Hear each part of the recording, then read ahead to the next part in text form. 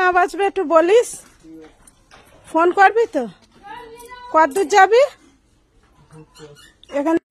So hello friends, good morning. আশা রাখি তোমরা সবাই ভালো আছো। আর ব্লগটা আমি এখান দিয়ে শুরু করলাম। আজকে ছেলে সকাল সকাল কলেজে বেরিয়ে যাচ্ছে, ওকে দুটো ভাত খাইয়ে কলেজে আমি পাঠিয়ে দিলাম। হ্যাঁ হ্যাঁ, তুমি টাকা দাও না, বেঁধে দিচ্ছি। একটা বড় সড়ো লটারির দান মারতে হবে। কবে? মিথ্যা, এই ছেলেটাকে নিয়ে আর পারি না। ছেলে মানুষ হয়েছে রে।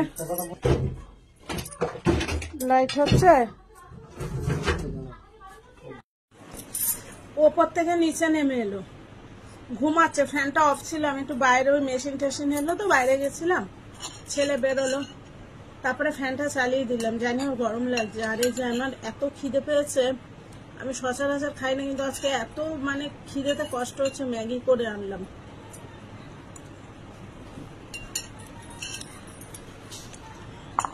ওকে একটু, আমি জানি ও খাবে না, ওই জন্য নিচে একটু দিয়েছিলাম। ওই দেখো আবার চলে গেছে।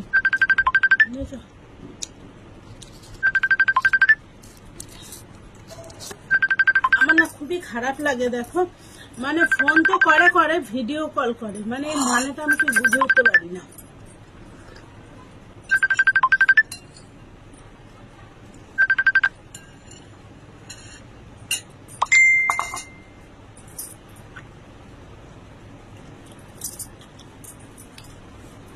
চলো দোকান যাব, তাও 10:30 বাজে। যেহেতু ছেলে কলেজে চলে গেছে, ও আর খাবে না দুপুরে, আমি আর তোমার দাদা ভাই খাবো। সেই কারণে আমি এই আর মাছগুলো কালকে জানো তো ছোট ছোট করে কেটে মাংসের মতো করলাম, আর কুমড়োটা দাদার জন্য ভেজে দিলাম। আর এই গানটা শোনো। পেন দিবি তো? হ্যাঁ, মামির দোকান দিয়ে নিয়ে আয়, নিয়ে এসে খা। কি দেখবো? ঘরে ঢোক। আর বেশি বকিস না, ঘরে। আচ্ছা করাচ্ছি তো,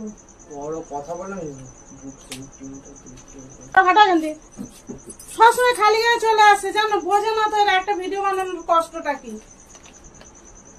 তো যাচ্ছি এবার, এই কাজে যাচ্ছি, ঠিক আছে? হয়তো রাস্তায় ভিডিও হবে না। এমন কেন হচ্ছে, কেমন যেন ফ্যাকাসে ফ্যাকাসে লাগছে সবকিছু। তো ফ্রেন্ডস, গুড ইভিনিং। থাম্বনেলে তো দেখেই নিয়েছো, রিলস বানাতে গিয়ে আমার কি হয়ে গেল। আমি এই রিলসটা বানাচ্ছিলাম, যখনই কোনো চুরির কথা শুনি আমার মাথা খারাপ হয়ে যায়। চুরি আমার একটা নেশা বলতে পারো। তো তোমাদের দাদা ভাই আমাকে দুদিন আগে কি কালকেই তো মনে হয় একটা কাপড়টা পরার পরে বলেছিল অনেক করে চুড়ি কিনে দেবো। আমার হঠাৎ মাথায় এলো, এমনিতেই আমি LICর কাজে বেরোচ্ছিলাম, তোমরা দেখেছো আমার হাতে ফর্ম, আমার ইয়ার এন্ডিং মাস, এখন কাজের প্রচন্ড চাপ।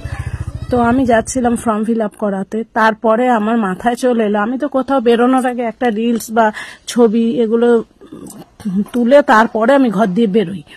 একটু ঠোঁটে লিপস্টিক দিলেই আমার তখন মোবাইল ধরতে ইচ্ছা করে।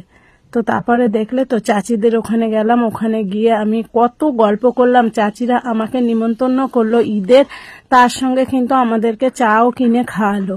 ভীষণ ভালোবাসে, বহুবার গেছি। আর এই যে চুড়িগুলো দেখো, চুড়িগুলো দেখতে দেখতে কিন্তু অবশ্যই বলবে যে চুড়ি তোমাদের কার কার ভালো লাগে, ভিডিওটা কেমন লাগলো, আর চুড়ির কালার কম্বিনেশন গুলো কেমন। আমি ভীষণ ভালোবাসি চুড়ি পরতে, জানাতে কিন্তু ভুলবে না। ব্যাস, তারপরেই তোমার দাদার মাথায় কাঁঠাল ভাঙলাম। আর আমার থেকে বেশি দেখলাম তোমার দাদার নেশা বেশি। আমি তো প্রথমে এক চাচির দোকান থেকে কিনলাম, তারপরে আবার দেখি রাস্তায় বাইক থামিয়ে আমাকে নিয়ে গেল। সামনে ঈদ, বুঝতেই পারছো, জায়গায় জায়গায় হচ্ছে চুড়ির দোকান। আর তোমাদের দাদা ভাই বলল এখন যত পারো চুড়ি কিনে নাও, ঈদের পরে কিন্তু তুমি চুড়ি আর পাবে না।